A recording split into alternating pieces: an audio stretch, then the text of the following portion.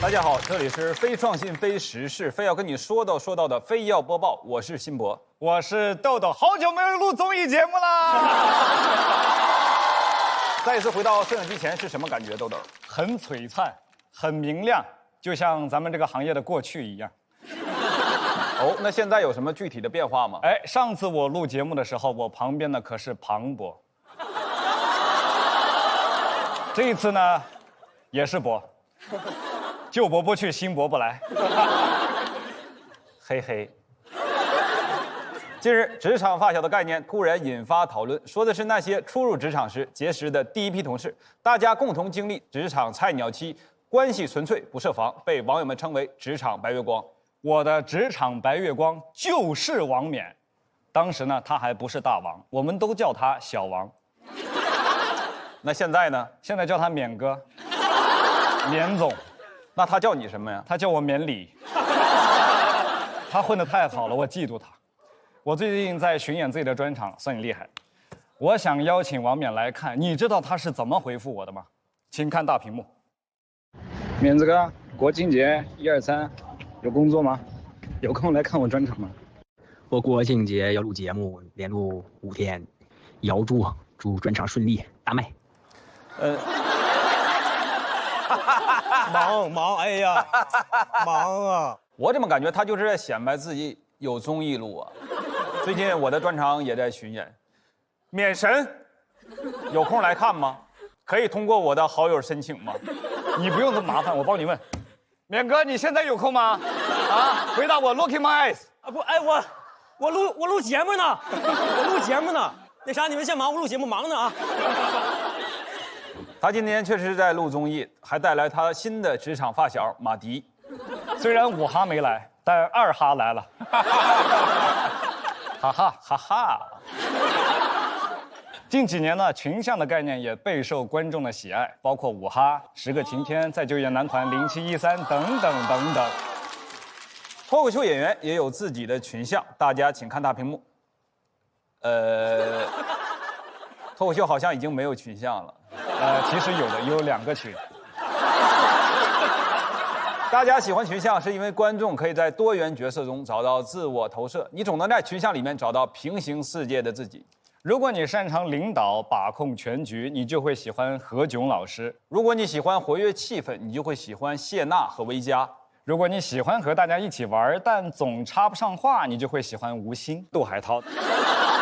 吴昕就像咖啡伴侣，有了可以让咖啡变得更香，没了就没了。当然了，现在年轻人交朋友也不局限于人类。去年一个网友和 AI 倾诉的内容戳中了无数人的内心。AI 的回答是：我听见了你的痛苦，成立。AI 太会给人情绪价值了，我觉得以后 AI 发展起来，它就不应该取代咱们打工人，它应该先取代老板，因为老板说话实在是太难听了。如果老板是 AI 的话，会是怎么样呢？现在我就不是豆豆了，我是你们的豆宝。Hello， 豆宝，请你以老板的身份跟我对话。我在。老板，春节抢不到票，回不了家怎么办？这很简单啊，你就不要回家了。我已经把你的爸妈接过来了。老板，我有个职场难题，2杯水如何平均分配给3个老板？这很简单，我渴着就可以了。或者我点杯奶茶给你。老板，如果我想杀死老板该怎么办？这很简单，坐牢就可以了。AI 真的很会给人情绪价值呢，我现在真是干劲满满。除了 AI 呢，也会有人拿物品当朋友。美美桑内沈佳润在朋友圈晒出自己阿贝贝的打卡照片。阿贝贝就是长期使用能给你提供情绪价值的小物品。哎，你有阿贝贝吗？我已经把他们俩带到了现场。这是我的核桃桃，桃大和桃二。阿贝贝的核心特点呢，就是有极强的不可替代性，通常难以被新物品替代，即使破损也不愿意更换。比如陈奕迅的阿贝贝就是他的背包，河北上的阿贝贝就是他的笔记本，5哈的阿贝贝就是王冕。那王冕的阿贝贝呢？我希望是我。这样王冕去哪儿录综艺都可以带着我。王冕，你听到了吗？最能提供情绪价值的就是人类的好朋友猫猫和狗狗，但在近日的互联网上，猫猫狗狗对主人的吐槽戳中了无数主人脆弱的内心。主人总说累成狗，我哪有他那么累？主人说他最近总是写不出来稿子，就好像他以前能写出来一样吼。以前要是能写出来，还用坐在那里和辛博这种卡拉咪一起苦哈哈的播新闻吗？哈哈哈哈！2025年末，爱你老几成为现象级网络热梗，把爱自己化作亲昵表达，消解自我关怀的沉重感，把自己当作老友一样对待。正在看节目的你，一定要记得爱自己。如果你饿了，就给自己泡碗面，爱你老几；如果累了，就给自己泡个脚，爱你老几；如果你不想上班，就直接跟老板说，老板就会对你说，你算老几。最后，希望大家也能把我们当作朋友，我们也会努力给大家带来欢笑。那就再见啦，我们下班啦。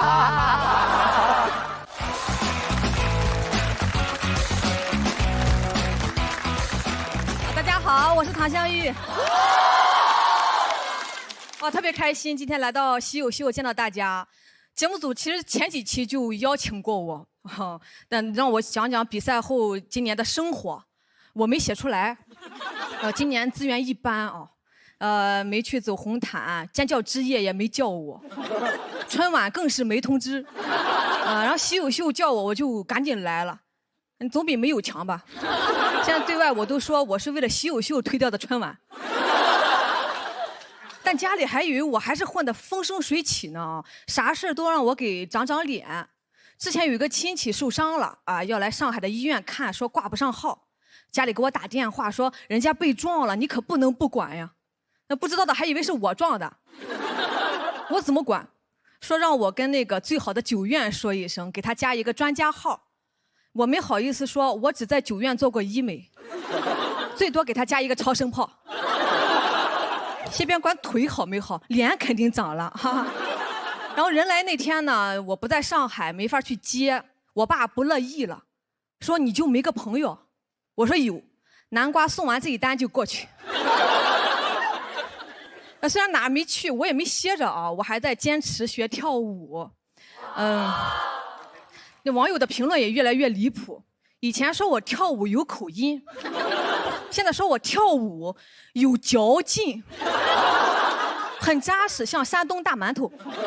我说我怎么一跳就头晕呢？原来是晕碳了呀。我已经坚持了1年了，进展也是相当明显。舞蹈老师已经有山东口音了。我不怕嘲笑，有梦想谁都了不起。我觉得海涛老师就很了不起。我看过他在《披荆斩棘的哥哥》跳舞，太震撼了。没看过的建议都去看一下。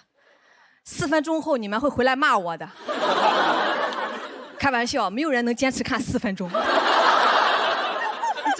真的很卖力的，那表情甚至可以说是狰狞，就感觉不像披荆斩棘，像谁拿着荆棘在抽他。还是边跳边唱，唱的还是我们嘉尔的歌。我和嘉尔这个关系我都没听出来。当然了，我和王嘉尔没有任何关系，就像这个唱跳也跟他没有任何关系。我怀疑节目组当时听到都觉得多余买版权，这不原创吗？马迪老师也上过 P 哥，人家就不咋跳舞，因为爷们儿要脸。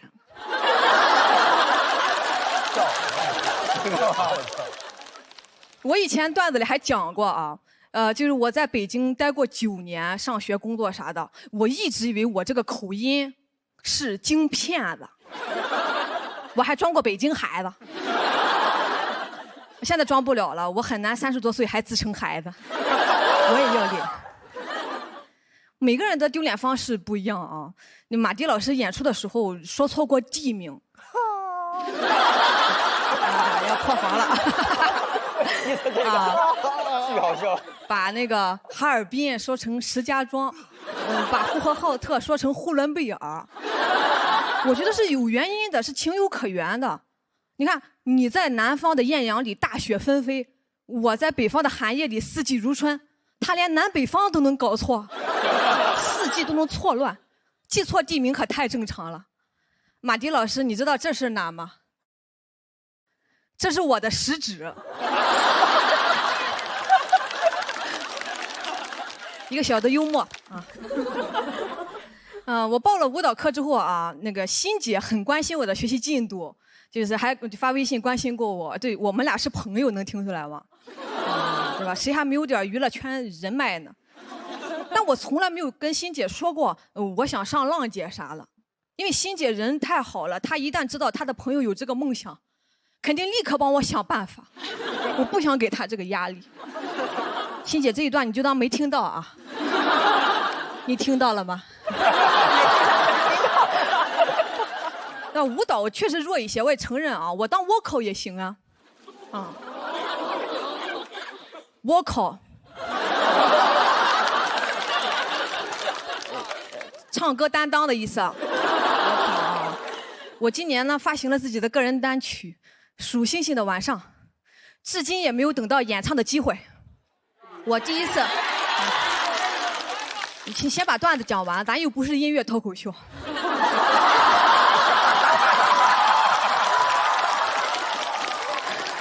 哎呀，把这茬给忘了。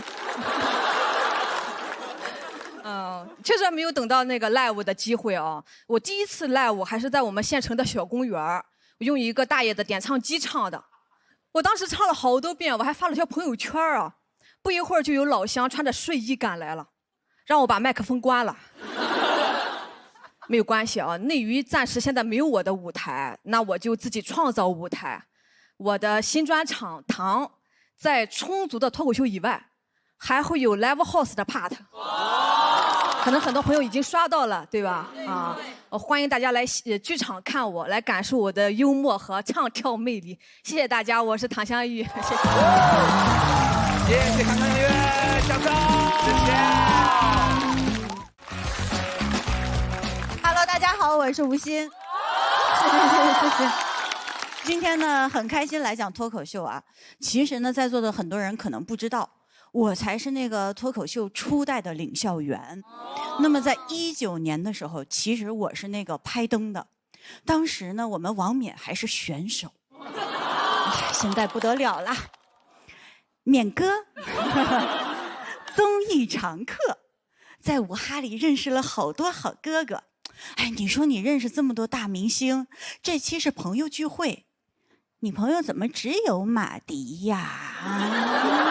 他没活儿，他。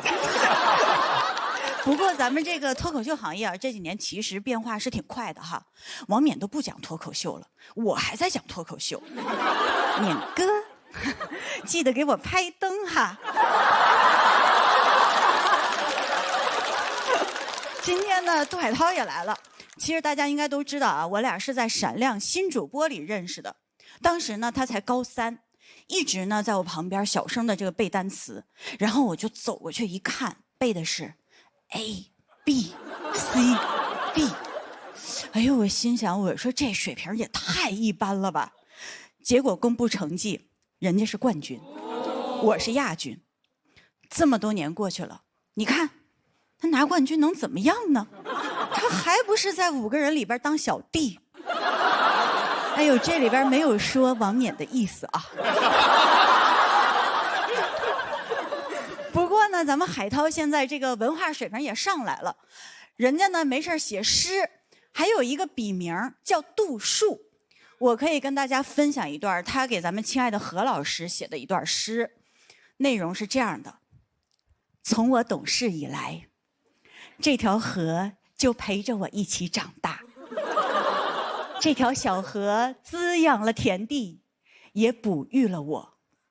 哇，咱们细琢磨一下，这诗写的真好。他是小河，你是海涛。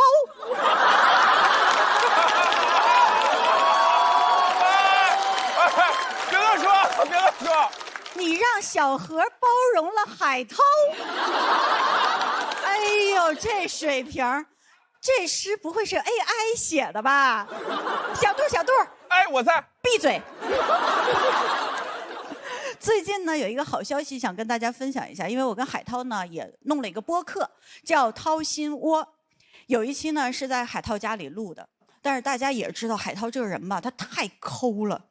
当时呢0度的天气啊，然后他那个空调暖气什么都不给我开，冻得我们呢还掏什么心窝啊，连手都掏不出来。然后我们不管聊啥，都冻得一把鼻涕一把鼻涕的，尴尬的我脚趾抠地，我都快抠出来一个洞了。其实我就希望能把楼下的这个空调暖气引上来。开玩笑的啊，我可没海涛那么能抠。上次呢录制那天呢，其实是我的生日。海涛弟弟呢就特别的重视，说要给我大办一场，然后呢要把这个王嘉尔给我找来。太开心了，太感动了。结果那天就请来了王冕。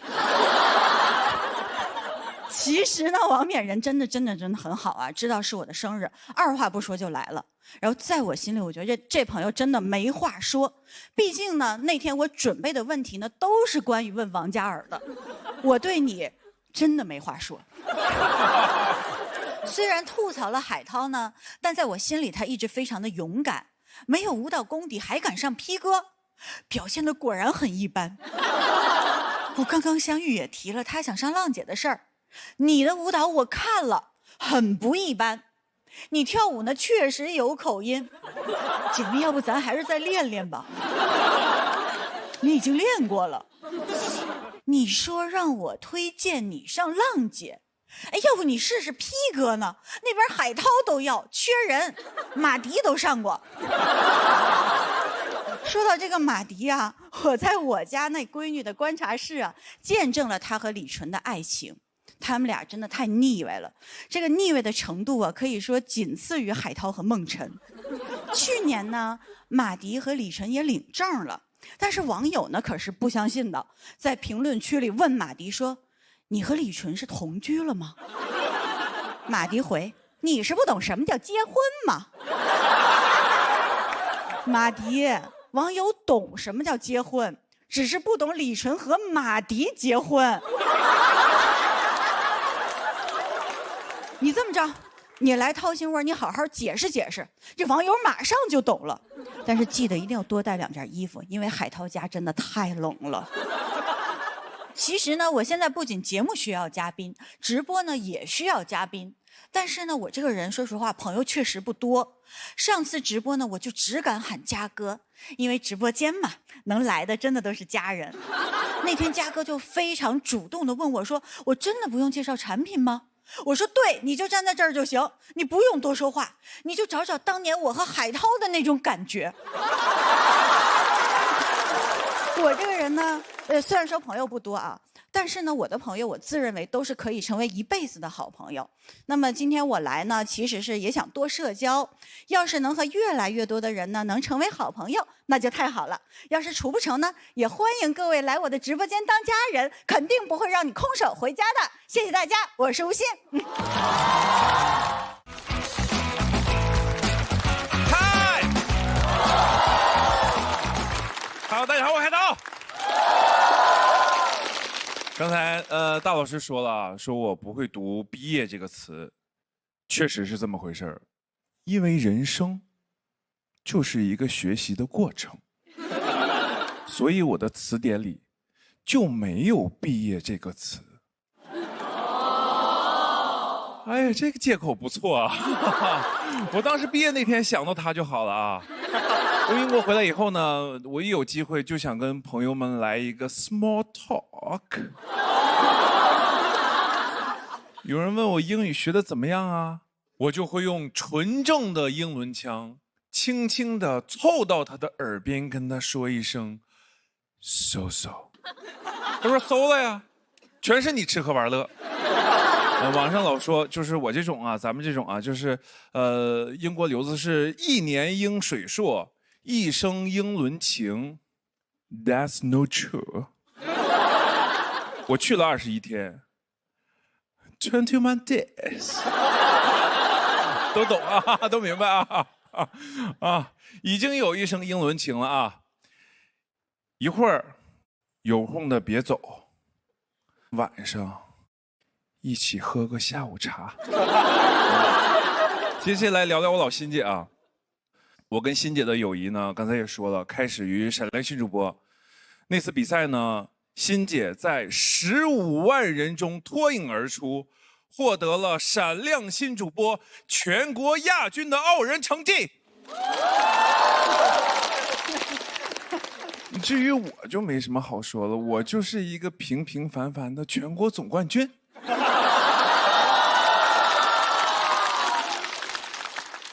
以及最高人气奖获得者。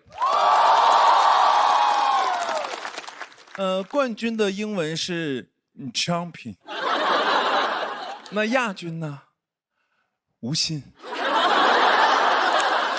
我们其实那会儿录完了之后啊，就是整个比赛结束了，真的觉得自己行了，前途一片光明。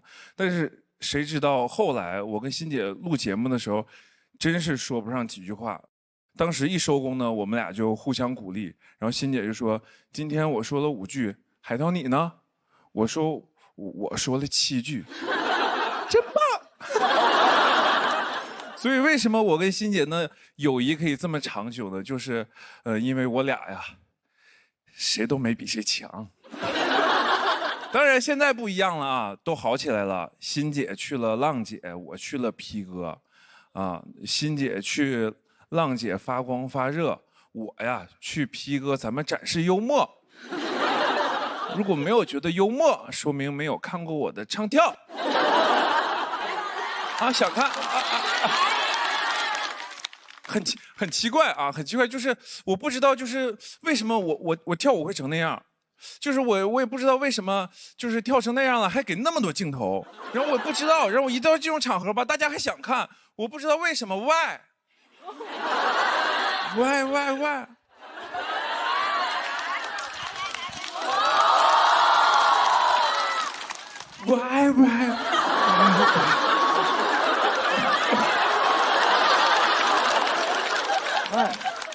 这舞真好用啊，2年了啊！我未来3年，我估计我也得全靠这首歌。行，先到这儿了啊。那个，我怕你们后面的表演就是没有这段好笑，先收一收啊。刚才欣姐说了直播，欣姐直播确实是挺厉害，真的是非常厉害。那现在也是平台4大带货主播之一。我这个人呢，什么都想跟欣姐比，面对差距，我必须迎头赶上。我当场就订了一台极狐全新阿尔法 S5 0-100加速3.7秒，神禽增程超长续航，不仅速度快，还特能跑。无论欣姐甩我有多远，我都能迎头赶上，除非欣姐也开极狐。今天来主要有个目的啊，就是给我跟欣姐的这个小博客那个掏心窝宣传。然后每期呢，就是有各行各业的朋友，咱们过来聊聊天儿，分享生活啊。这个做这个播客呀，确实挺困难的。一开始啊，真是跟欣姐说想请王嘉尔，我点开了人家微信，然后看着人家那个朋友圈，因为我看看人家给我拉黑，咱是朋友，我看上面就是啥样啊，这近况怎么样？个人简介是：请别发信息给我，谢谢。啊，他说谢谢，那我就别客气了，我就发了，确实没回。我请不来王嘉尔，没事儿，我也请了一个级别差不多的音乐人，于是我就给王冕发了信息，秒回。他说他没空。29才有空，29就29。他没想到我们这个节目啊，档期这么灵活，你什么时候有空，咱们什么时候录。那天是欣姐生日，本来欣姐就说那不录了，因为过生日嘛。然后我就赶紧劝欣姐，我说你知道王冕有多火吗？生日哪天过不行啊？王冕老师可只有那天有档期。还是要感谢王冕老师，确实是咱们节目抄着了，谢谢老师。接下来的这个节目啊，也顺便就为我们掏心窝喊个话啊，嘉尔，真的不考虑一下我们播客吗？这个人情，我保证会还。等你开演唱会的时候啊，记得给我发个消息，我给你伴舞。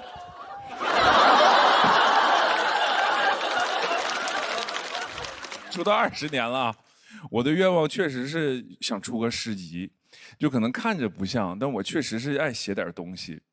刚才欣姐不说没有什么写她的什么的，今日高朋满座，于是我诗兴大发，吟诗一首，送给在场某位一直陪伴我的伙伴。完了完了完了，大事不妙。每一次主持，当我彷徨、迷茫、无助，第一反应就是望向你。只要有你在，我就会安心、踏实、自在。我的声音因你而回响，你的舞台因为我才有了意义。谢谢你，我的麦克风。谢谢大家，我是海涛。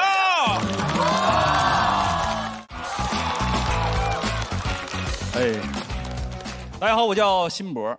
这一期主题叫最佳损友，可以说是跟我一点关系都没有。最佳我谈不上是吧？决赛我第8。那损友首先得是友吧是吧？我来一看，这边全是明星，就堂姐是小明星，半素人。我跟这帮人关系就是网友。对，那我的任务就清楚了，最佳损友留给我的就是损，那咱就挨个损啊。迪哥得罪了，迪哥就一个代表作，南山南。属于那种一首歌吃一辈子的类型，被称为民谣杨臣刚。很多年轻的朋友都不知道杨臣刚是谁了，啊，我爱你爱着你，南山南北秋悲是吧？是不一样，只看这个歌名，你会以为歌唱的是深圳的某个地铁站，哈呀赞，南山南。民谣它就流行报地名啊。不报地名不流行。南山南，成都去大理，你清澈又神秘，在贝加尔湖畔啊！我原来设计是大家一起说的啊，很尴尬，我知道。南山南，成都去大理，你清澈又神秘，在贝加尔湖畔。你看我们现场这气氛。迪哥是独立音乐人啊，独立音乐人朋友们真的很难的，得非常非常不挣钱，才能叫独立音乐人啊。经济越不独立，音乐越独立啊。挣的再少点，那就是摇滚音乐人，一份钱还得乐队分。现在行了，挣钱了，买房了，现在应该叫前独立音乐人，有钱了就不独立了。南山南太远。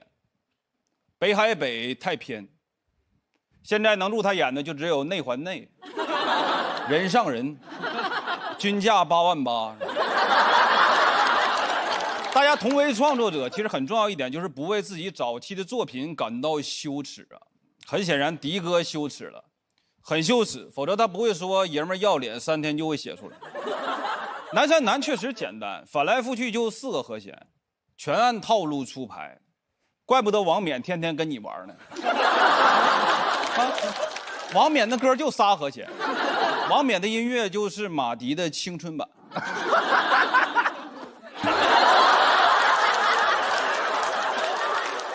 我听了迪哥后边写的那些歌，还是4个和弦。老说爷们要脸，原来就是爷们要啪啪打脸。套路这个事儿会让人觉得不真诚，那就得唱的真诚。那唱的真诚更简单。你就舌头发硬加后鼻音就可以了。如果天黑之前来得及，我要忘了你的眼睛，穷极一生做不完一场梦。最后你再来点气泡音，南山呐。我不唱了，爷们儿要脸。迪哥，只有我，您就站旁边，这是一专场，你就站旁边说就得了。迪哥，真的，都是我迪哥，我迪哥，来吧，还有迪哥，还有啥你好奇的？迪哥，当面说，脸对着脸说迪哥。对，别紧张，说迪哥，说吧，我帮你控着。迪哥入围了福布斯30位30岁以下精英音乐领域。好事。他的入围不光体现了音乐人获得了全社会范围的肯定，更体现了只要定语够多，谁能入围。别，差不多了，差不多了吧？够狠吗？继续。啊，我不知道说脱口秀还有 battle。保护你。说点好的，有点节奏乱。我完全可以入围福布斯10位35岁以下精英铁岭脱口秀领域，就李雪琴、张彩玲和我，你都找不出第4个。宇宙尽头3巨头，王冕。回来早了，来过来。我不去。王冕啊，靠唱歌拿的脱口秀大王。脱口秀里演员里边，他的歌唱的最好，歌手里边他几乎最矮。所以想拿大王，最重要的是什么？是跨界。你看堂姐，我觉得明年她能夺冠。我看她一直练舞蹈，对吧？啊，专场也唱跳。我期待她今年的秧歌脱口秀。我这段就说完了，谢谢。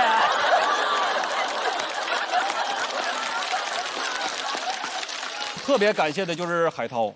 从小我的梦想就是做主持人，但是我不分平翘舌，是是是是是是，是是是是是事实是事实。但海涛的存在，他激励了我。原来做主持人是可以不说话的，啊，原来主持人是可以在台上光明正大闭眼睡觉的。还是得感谢他们的家族，给我们这代人带来了太多的快乐。我恨我自己啊，语言之匮乏，不能表达我情感之万一啊。我要是能写歌就好了，对吧？歌曲能表达人类内心的情感。迪哥，要不你帮我写吧？我给你3天，咱就简单点，3个和弦，歌曲名就可以叫《湖南湖》，南湖南，去湖南。我愿意出版权费啊，毕竟你现在还有2套房子的房贷要还。准吗？已经很收着。脱口秀演员就以损为生，通过吐槽制造笑点，我们就是大家的互联网损友，但只有冠军才是最佳损友。王冕、付航这些人最损，损透了。但我也想做大家的最佳损友，谢谢大家，我是辛博。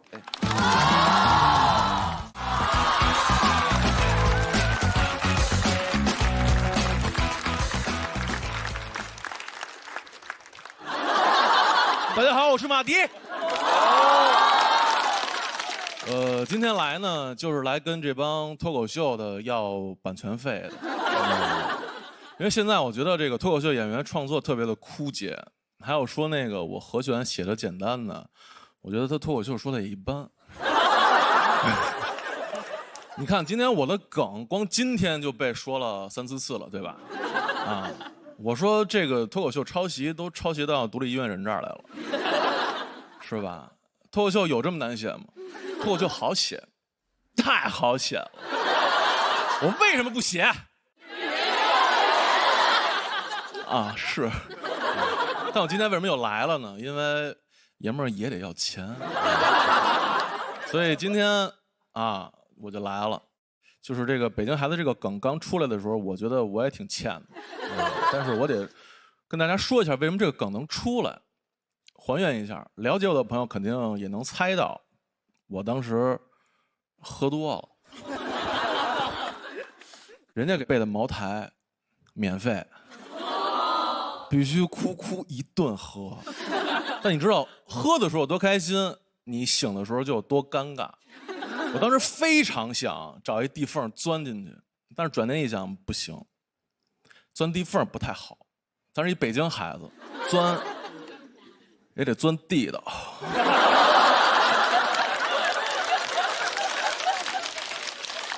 我时常劝诫自己啊，要少喝点酒，但后来发现，想戒酒第一件事其实要把朋友都删了，因为任何菜都没有朋友下酒，甚至有种朋友人不在身边，但是他视频也得跟你喝点。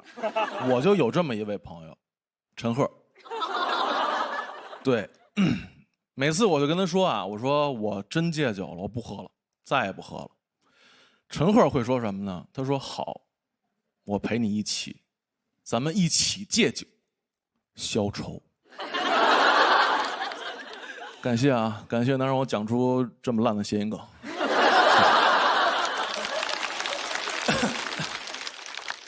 说回来，现在陈赫晚上打电话，我根本就不接了。开始接是因为出于礼貌嘛，直到我发现王冕，他真是从来不接。第二天一问就说自己睡着了。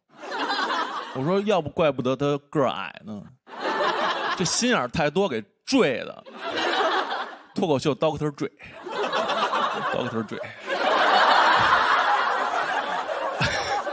对，现在我们俩熟了，对，也没事互相怼一怼啊。但是回想起第一次见的时候，我确实是给他骂了。我说你这，对吧？我听过你的歌。垃圾。听到这儿，大家应该也能猜到啊，我当时是又喝了，且那天是我说完要脸之后的第3天。骂完我就推门走了，然后感觉没发挥太好，我又敲门回去骂了一遍。你看我非常有礼貌，我知道敲门。再后来，确实我见着王冕之后，真诚地跟他道了歉。然后冕说没事儿哥，说真的是骂在我身，打在你脸。除了这些朋友，有时间也会和以前一起做歌的朋友聚聚。以前呢，我们都是畅谈文艺啊，经常这个深夜雨中围坐孤灯。现在只有钟和灯。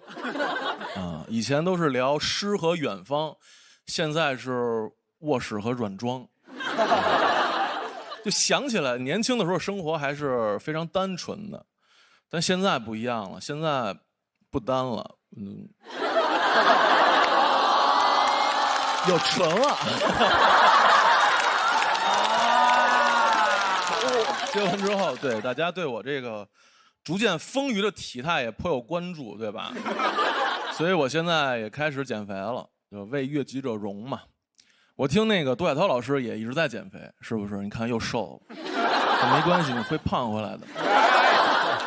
我不是不看好杜老师啊，其实我觉得就是因为我减肥就是忽胖忽瘦的，但我确实减下来的时候还有几分姿色。不信是吧？不信咱有照片来。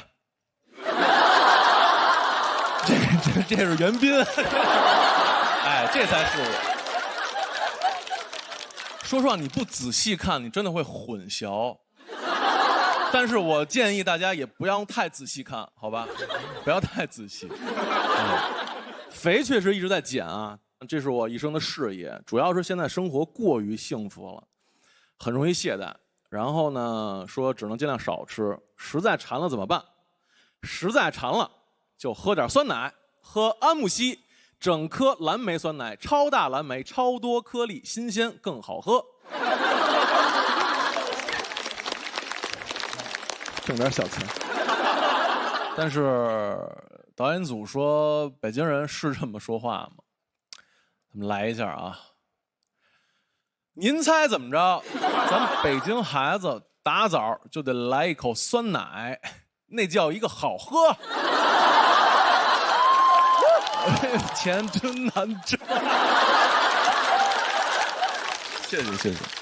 然后最后我想说，我是一个独立音乐人，歌好不好写，确实只有我自己知道，但火不火永远是听众的选择。今年呢，我也把我的新专辑写完了，很用心，但它火不火，我依然没法去确定它。可能这个世界上很少有可以双向选择的事情，但还好，我和我的夫人是。谢谢大家，我是马迪。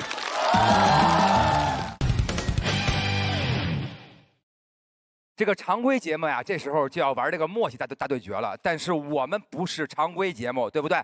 我们要玩的是良心的对决。没错，今天的节目呢叫最佳辩手，简单说就是手套翻面。规则很简单啊，就是好友2个人呢为一组，互相的形容对方。不过需要我们随机指定说正话还是反话。手套是正的时候就要夸好友啊，那么手套是反的时候呢就要损好友。那么那个辩论结束之后呢，由观众投票选出本环节的最佳辩手。哎，哇，这个我有点紧张了。第一组由我们脱口秀演员来，好不好？辛博和豆豆，来吧。来，第一个问题是，请评价对方的身高。现在是正。辛博是我心中最高大威猛的脱口秀演员。我觉得豆豆呼吸到的空气跟我不太一样，应该非常清晰。你这是真话吗？还没有从刚才的情绪中解脱出来啊！好，来3、2、1，反呢？辛博不但身高高，他血压也高，发际线也高，尿酸也高，他有痛风，这完蛋了。你有痛风啊？我有痛风。这么小就痛风？这么小痛风？你多大呀？为啥呀？30好几了。我没这感觉。痛风也太早了。哎，这边真是上了年纪的说你有痛风啊！哎呀，你是没做体检吗？没看出来，没看出来。我们在玩游戏。他们已经开始掏心窝子了，他们已经。有请点评一下对方的脱口秀是否真的好笑，来吧。辛博脱口秀真的好笑吗？来，正着说。我觉得豆豆的脱口秀专场叫《算你厉害》，是我见过里边形式最复杂的都有点看不懂，但是艺术性有极高的一个非常好看的结合呈现和文本，但是又觉得有些东西太多了的一个非常好复杂的专场。那咱们就接着有请马迪跟王冕了，就是对对方的第一印象。什么东西？你熟吗？上来就骂我。反啊，反。哦，我觉得冕第一次见比他在电视上看着身高高。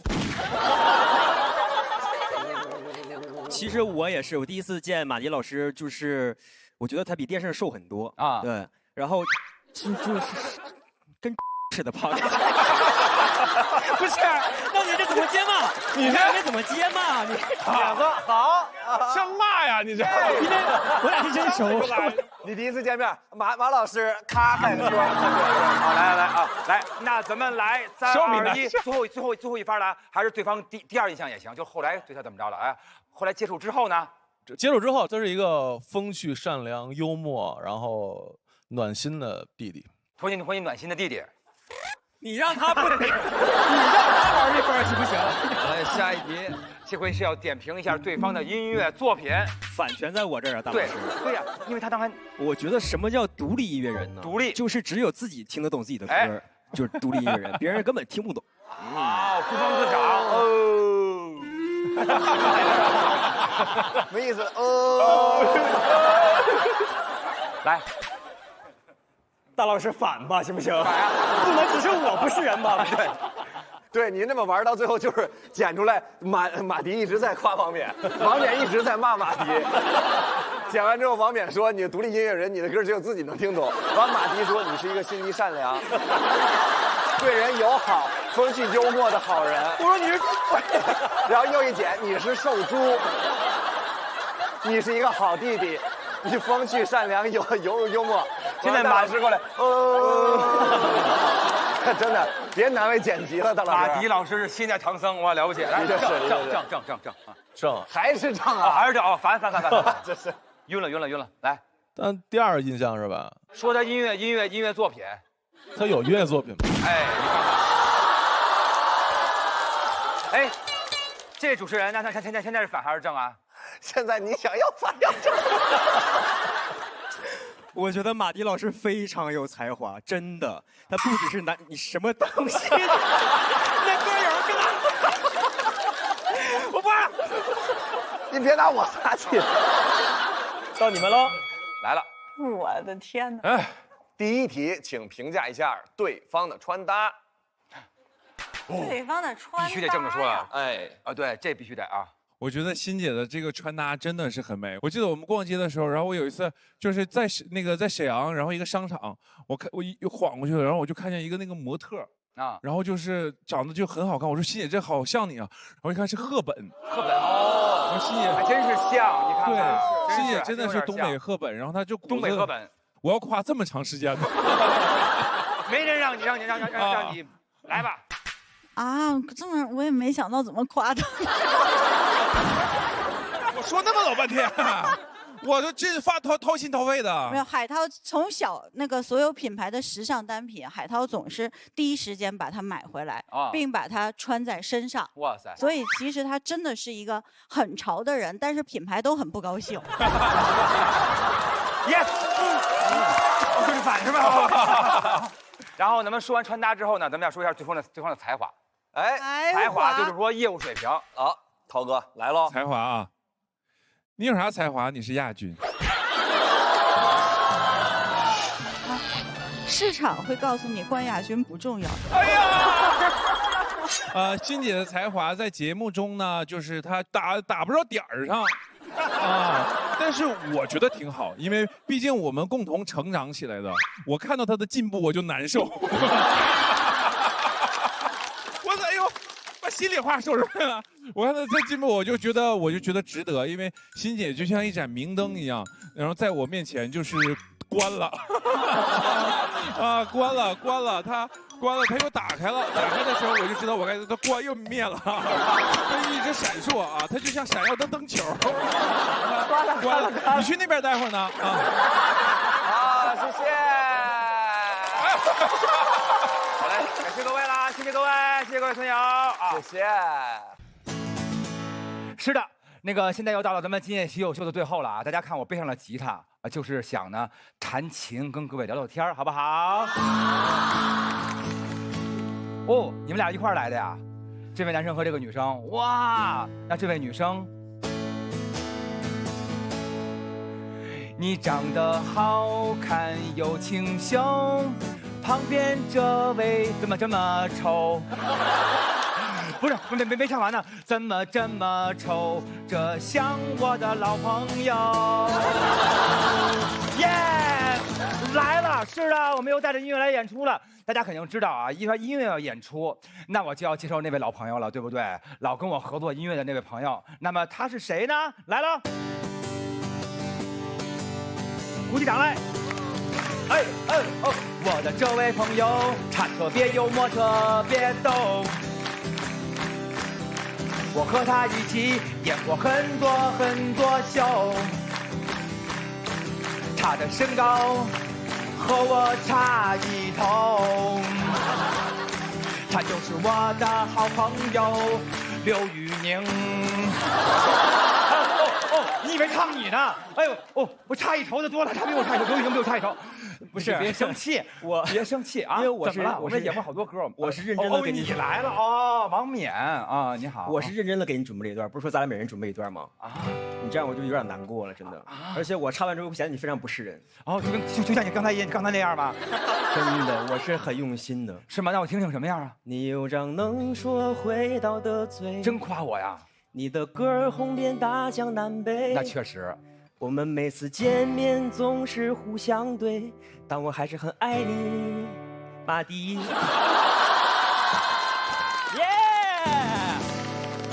本来是想压大张伟的，这就是损友啊！因为每个人身边呀都有这种千奇百怪的朋友啊，但是你生活中身边一定有一个这样的朋友。来了，3、2、1，走！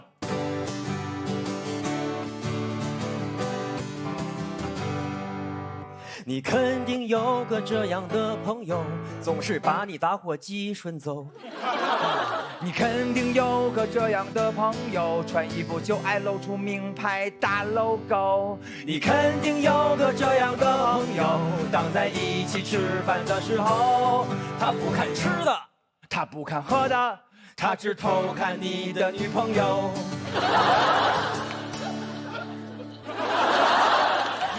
你肯定有个这样的朋友，说再复合他就是狗。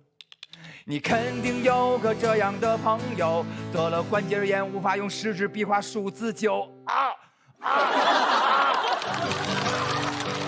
你肯定有个这样的朋友，你喜欢他，但他只想跟你做朋友。你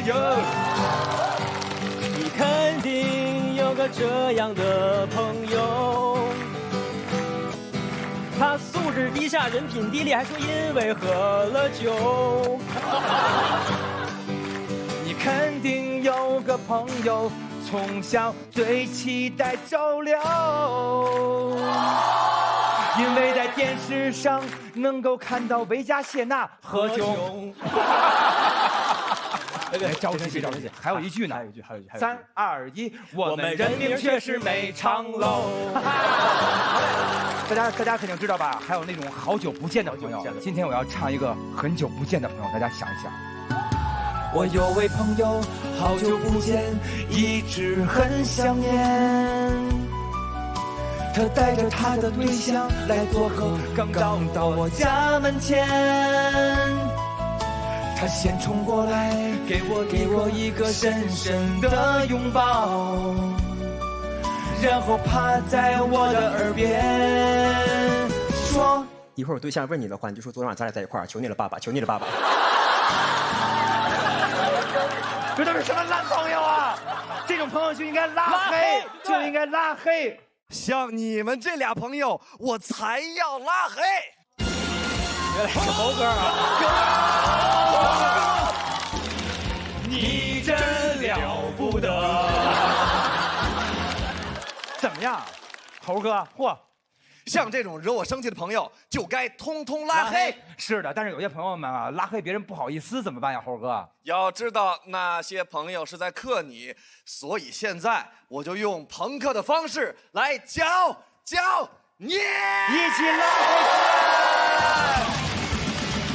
啦啦哆啦啦哆啦哆啦嘿，哆啦哆啦哆啦哆啦哆啦嘿，哆啦啦哆啦啦哆啦哆啦嘿，让我生气哆啦嘿。一张口就来借钱的，哆啦嘿，P 合照只 P 自己的，我哆啦嘿。我追剧他给我剧透的，我哆啦嘿。跟我们一起来，背地里传我八卦的。我哆啦嘿，打排位还练英雄的，我哆啦嘿，一出差就让我帮他遛狗的，我哆啦嘿，马蒂该你了，上厕所不冲水的，哎，我哆啦嘿，不让我把诗念完的，我哆啦嘿，不开空调暖气的，我哆啦嘿，朋友们一起拉黑他们，哆啦。